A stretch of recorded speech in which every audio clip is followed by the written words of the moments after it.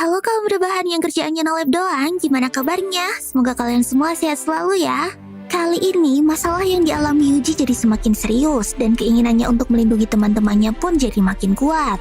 Namun, akankah Yuji sanggup mengatasi itu semua? Penasaran kan? Yuk langsung aja kita bahas last part dari anime Grisaya no Kajitsu. どういうことだ。依頼主は俺にクラスメートを殺せというのか、このもっさり女。 Cerita pun berlanjut. Saat mengetahui bahwa target misinya adalah Makina, Yuji pun berpura-pura menerima perintah tersebut. Sesampainya di asrama, Yuji langsung mengajak Makina untuk kabur.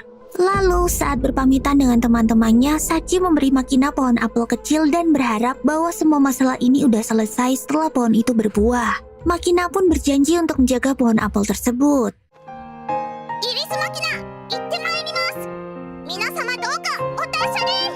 Kemudian, sesampainya di area pertokoan, Yuji melihat mobil Julia dan meminta Makina untuk menunggunya sebentar. Yuji pun menemui Julia. Julia yang udah tahu rencana pelarian Yuji dan Makina memberitahu fakta bahwa Makina telah menelpon ibunya dan mengancam akan membeberkan isi dokumen hasil penelitian ayahnya. Rupanya, ingatan Makina yang luar biasa itu bisa mengingat apapun dengan sekali lihat, termasuk dokumen korupsi milik keluarga ibunya tersebut. Oleh karena itu, Makina dianggap berbahaya oleh ibunya sendiri. Setelah mendengar hal itu, Yuji pun bertekad untuk melindungi Makina apapun yang terjadi. Akhirnya Yuji dan Makina menyewa penginapan untuk bermalam. Lalu saat makan, tiba-tiba dari kamar sebelah terdengar suara orang yang lagi bercocok tanam dengan seru. Makina yang sebel pun langsung menendang tembok kamar itu agar mereka bisa diam. Waktu tidur, Makina bermimpi tentang kejadian penculikannya dulu.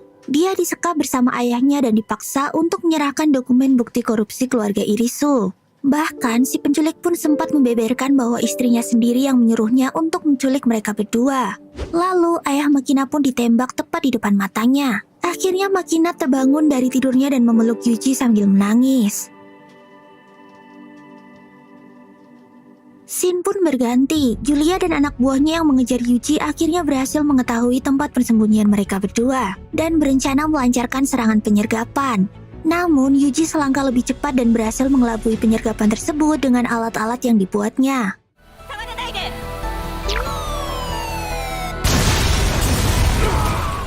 Tapi sayangnya, pohon apel pemberian Sachi ketinggalan di penginapan dan diamankan oleh pasukan penyergap tersebut. Awalnya Makina memaksa untuk mengambil pohon apelnya, namun hal itu berhasil dicegah oleh Yuji.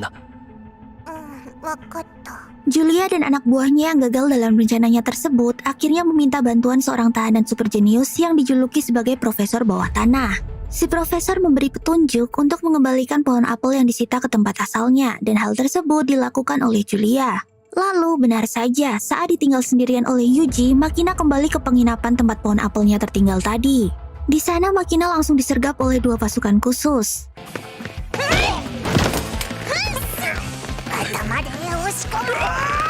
Walaupun dia berhasil melumpuhkan satu orang pasukan, tapi dia tertembak di bagian perutnya.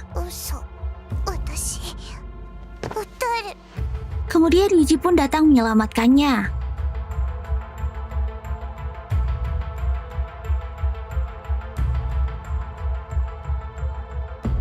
Namun sayang, saat akan pergi, Julia ternyata telah menunggunya di depan dan meminta Yuji untuk menyerahkan Makina. Karena bagaimanapun juga Makina tidak akan bertahan lama dengan luka tersebut. Akhirnya Yuji pun menyerahkan Makina dengan berat hati. Yuji! Wakatta. Scene pun berganti. Ditunjukkan bahwa Makina dijenguk oleh ibunya di rumah sakit tempat dia dirawat. Kemudian ibunya bertanya pada Julia apakah organ-organ dalam milik Makina baik-baik saja. Ternyata ibunya berencana untuk menggunakan organ dalam dari Makina untuk menyelamatkan Sakina yang membutuhkan donor organ. Julia yang mendengar hal ini langsung kaget. Namun keinginan Irisu tersebut tidak dapat terwujud. Dia dibunuh oleh Yuji di ruangan kerjanya setelah organisasi khusus berhasil mengkonfirmasi bukti-bukti korupsi dari keluarga Irisu dan membebaskan Yuji dari misi pembunuhan Makina. Dengan terbunuhnya ibu Makina, akhirnya Makina pun dapat hidup dengan tenang. Lalu setelah keluar dari rumah sakit, mereka berdua pun kembali ke sekolah dan disambut dengan hangat oleh teman-temannya. Cerita pun berlanjut. Yuji yang pulang larut malam setelah melakukan pekerjaannya dengan Julia langsung disambut kedatangannya oleh Amane. アイロンかけといたよ。Dan meskipun Yuji udah biasa dengan sikap dan perhatiannya Amane, tapi Yuji masih penasaran sama motif asli dari semua perbuatannya itu. Lalu, karena Amane ngegodain Yuji terus di kamar, akhirnya Yuji pun nyerang Amane dengan menciumnya sampai lemas. Wah, emang dasar kadal gurun. Terus, akhirnya Yuji pun menerima Amane sebagai pacarnya dengan syarat Amane nggak boleh nangis kalau suatu saat Yuji tiba-tiba menghilang atau mati. Dan dalam kurun waktu 1 tahun, Amane harus udah bisa ngelupain Yuji.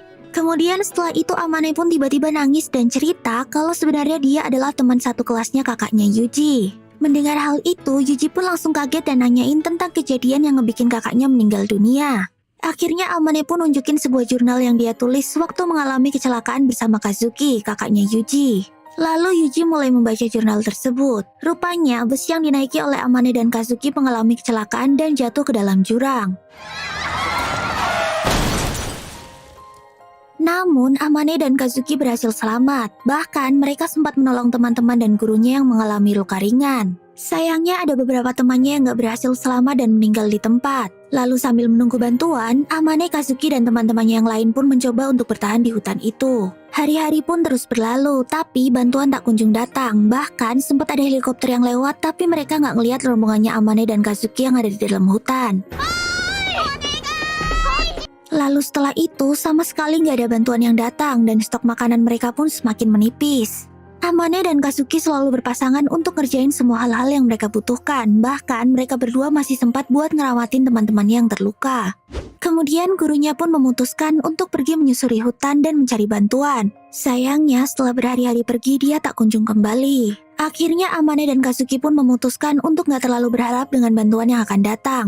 Sampai suatu hari, mayat-mayat dari teman-teman mereka yang udah meninggal pun mulai membusuk dan teman-teman mereka yang masih hidup mulai kurang gizi dan kehilangan kewarasan. Lalu setelah gurunya kembali tanpa membawa hasil, mereka kembali hidup dalam kelaparan hebat yang mengerikan. Sayangnya, teman-teman Amane dan Kazuki pun mulai mati satu persatu. Terus, dari sinilah mimpi buruknya dimulai. 俺が墓を掘って埋めてくる。私たちは皆おかしくなっていた。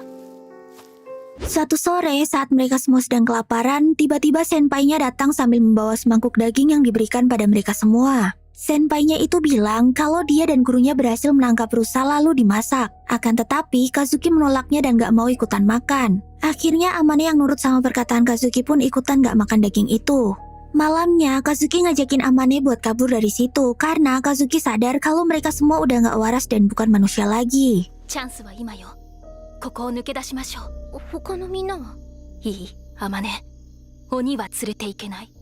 わかる？ Awalnya Amane sama sekali nggak paham dengan maksud Kazuki. Sampai akhirnya Kazuki nunjukin ke Amane tentang kenyataan yang sebenarnya. Di bawah cahaya bulan itu, Amane ngelihat sebuah pemandangan yang mengerikan dari perbuatan yang dilakukan oleh guru dan senpainya. Ternyata daging rusa yang hampir dia makan tadi adalah hasil dari potongan mayat teman-temannya yang udah mati. Lalu Amane yang kaget banget gak sengaja ngeluarin suara dan akhirnya mereka pun ketahuan. Kemudian Kazuki langsung ngajakin Amane buat lari dari situ, tapi Amane yang masih syok gak sanggup lari dengan cepat dan berniat buat mati aja. Namun Kazuki ngelarang Amane dan nyuruh dia buat lari sendiri, sedangkan Kazuki bakalan jadi umpan buat mereka semua. Dan ternyata yang udah jadi gila bukan cuma senpai dan gurunya aja, tapi semua teman-temannya yang masih hidup itu udah tahu tentang rahasia daging yang mereka makan. Dan ikutan ngejar Amane sama Kazuki. Akhirnya Amane pun nurut dan lari ninggalin Kazuki sendirian.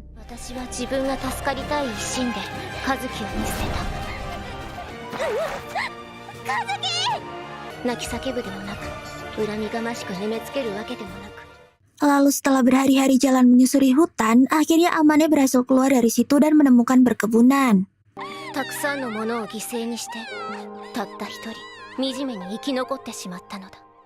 Akan tetapi, karena dia adalah satu-satunya orang yang selamat, media jadi salah mengartikannya dan orang-orang di sekitar Amane ikut menyalahkannya karena dia masih hidup. Hal ini membuat Amane jadi kehilangan alasan untuk hidup dan ingin menghukum dirinya sendiri.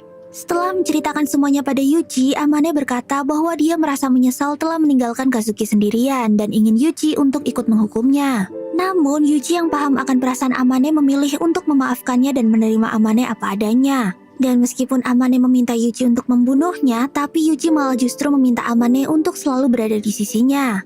Bahkan Yuji juga memerintahkan Amane untuk menjadikan dirinya sebagai alasan hidup untuk Amane. Yuji pun mengatakan kalau dia belum sepenuhnya percaya bahwa kakaknya udah meninggal. Soalnya yang ditemukan hanya potongan tubuhnya aja, namun kepalanya nggak pernah ditemukan. Lalu Amane pun menunjukkan surat terakhir dari Kazuki yang memberinya peta tempat dia menyimpan cadangan makanan apabila Amane nggak berhasil kabur dari hutan. Kemudian Amane mengajak Yuji untuk mengunjungi tempat tersebut. Dan waktu Amane lagi mampir beli dupa untuk dibawa ke sana, Yuji sempat ketemu dengan om-om aneh bernama Sakashita yang ngaku sebagai fans beratnya Amane. Tapi Yuji jadi merasa curiga pada om-om tersebut setelah mendengar perkataannya. Dan setelah sampai di lokasi peta yang ada di surat Kazuki, Amane dan Yuji langsung menemukan box makanan yang dimaksud, beserta dengan secarik surat dan pisau yang digunakan oleh Kazuki. Lalu, Amane pun membaca surat terakhir dari Kazuki yang berisi penjelasan tentang apa yang terjadi pada mereka semua. Ternyata, semua teman-teman Amane yang tersisa meninggal karena terserang penyakit kulit dan penyakit dalam yang akut. Namun, Kazuki tidak menceritakan nasibnya sendiri. Kazuki hanya menulis bahwa dia sangat menyayangi Amane dan menitipkan Yuji adiknya kepada Amane. Terus, Kazuki juga bilang bahwa suatu saat nanti di suatu tempat, jika masih hidup, dia akan menemui Amane lagi. あなたの人生最大の親友風見和樹 Amane yang merasa sedih lagi-lagi menitikkan air matanya setelah membaca surat dari sahabatnya itu. Kemudian saat mereka berdua hendak pulang ke asrama, tiba-tiba ponsel Amane berbunyi dan waktu diangkat wajah Amane berubah menjadi tegang. Lalu di saat yang sama Yuji juga ditelepon sama Sachi dan bisa ikut mendengar percakapan orang yang menelpon Amane.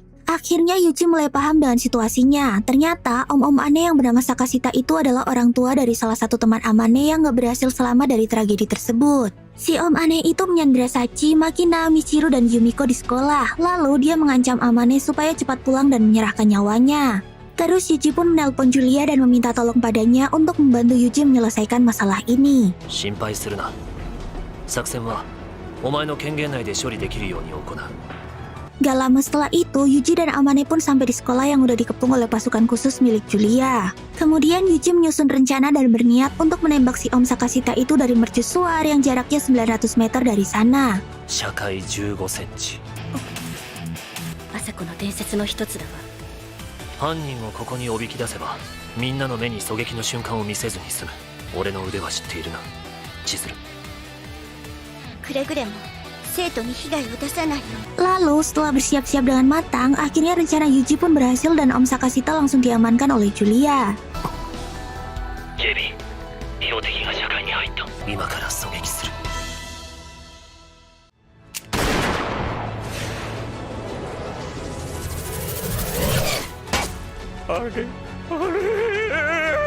なんで Terus semuanya pun berhasil selamat tanpa menderita luka yang serius.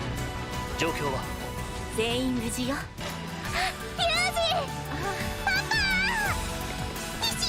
Scene pun berganti dan memperlihatkan adegan 1 tahun kemudian setelah kejadian tersebut. Tiba-tiba terlihat ada sebuah kapal tak dikenal yang memasuki wilayah Jepang dan menembaki kapal maupun helikopter yang berusaha untuk mendekatinya. Wah, kayaknya ceritanya jadi makin seru ya di season yang selanjutnya. Kira-kira siapakah orang-orang misterius ini? Nah, itu tadi adalah last part dari alur cerita anime Grisaya no Kajutsu. Oke, segini dulu ya video kali ini. Jangan lupa buat subscribe, share, dan komen di bawah ya. Thank you. Ya, mata nih. Sampai jumpa di video selanjutnya. Bye-bye.